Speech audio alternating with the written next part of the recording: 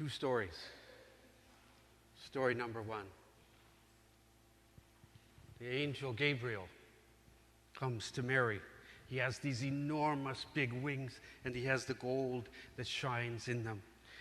And he comes to Mary, and he says to Mary those wonderful words, "Do not be afraid." And then he tells her about the baby that she will have, a little bit about him. And then, as she's standing there with his great wings, he's hoping, the angel Gabriel is hoping that Mary doesn't see that underneath those great wings, he's shaking a little bit because he's afraid. Because Mary is 15 years old. She's just a little girl. And angel Gabriel's wings, underneath his wings, he's shivering a little bit because now the whole history of the world depends on a 15-year-old girl and what she will say. And he waits, shivering underneath his wings. Is that little girl who's a nobody, who lives in a nobody town in a nobody part of the Roman Empire. Rome is thousands of miles away with all of the rulers of the empire, and she lives in a no place, and she's a nobody who's 15 years old. And the whole course of history now depends on that 15-year-old girl, and the angel Gabriel waits for her answer. Will she say yes? Will she say a yes to God that will change everything forever? And there's Mary. And she lights a candle. She takes a candle and lights it and prays for a moment. And then she says her yes to God. She says yes. And right then, the whole history of the world just changed, because the history of the world was going in this direction, and that 15-year-old girl said yes to God, and all of a sudden, history turned. History pivoted, and it turned on that little girl at that moment in that little town, and history would never be the same, and it wouldn't go in that direction, it would go in that direction. Everything in the history of our world pivoted on that 15-year-old girl saying a yes to God that would change her heart forever, and it would change our lives forever. Story number two. Does anybody know what apartheid is?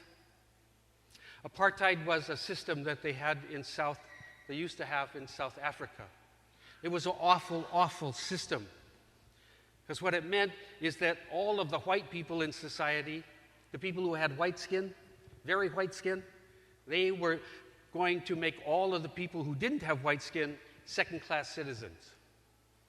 And so if you didn't have white skin like this, they would make you second class. And so it was an awful, terrible thing. And so the white people who had white skin like this, they could go into the store and they could try on a dress or a shirt or a pair of pants, and they could say, well, I'll have this pair of pants. But then if you came into the store and you didn't have white skin, you had to stand behind a line there, and you couldn't try anything on, you couldn't touch anything, you had to point to that and say that. So you never got anything that really fit, because you couldn't really try it on, because your skin wasn't white like everybody else's. Now this was an awful and terrible system, and people knew that it was inhumane and it was absolutely wrong, and that in the kingdom of God, that could not stand. Because God does not treat people according to the color of their skin. It was inhumane, it was wrong, and in the kingdom of God, it could not be.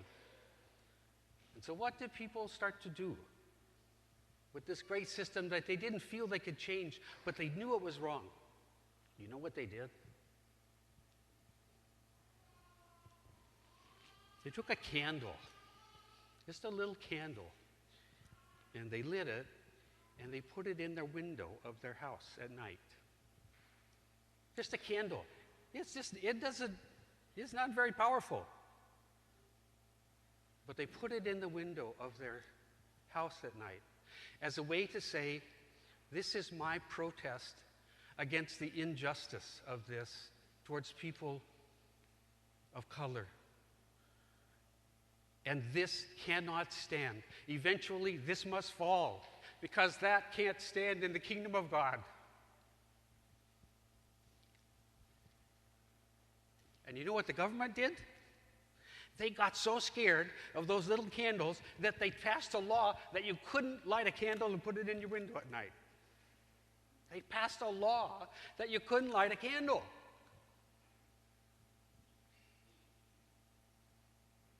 And you know, it was the worst thing they ever did, because you know what defeated them? One of the things that finally defeated them were the young people and the children of that country.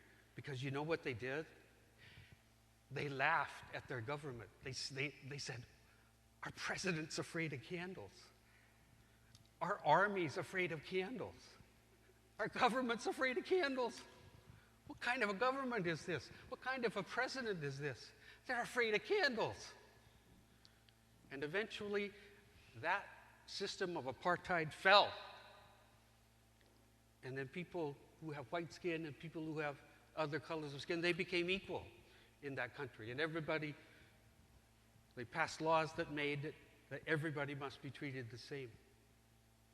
And that candles, those little candles, turned out to be more powerful than the guns and the bombs and the laws and the people who's the big shots at the Capitol. Those candles turned out to be more powerful. And so it's just like Mary. When Mary was there with the angel Gabriel, and she was sitting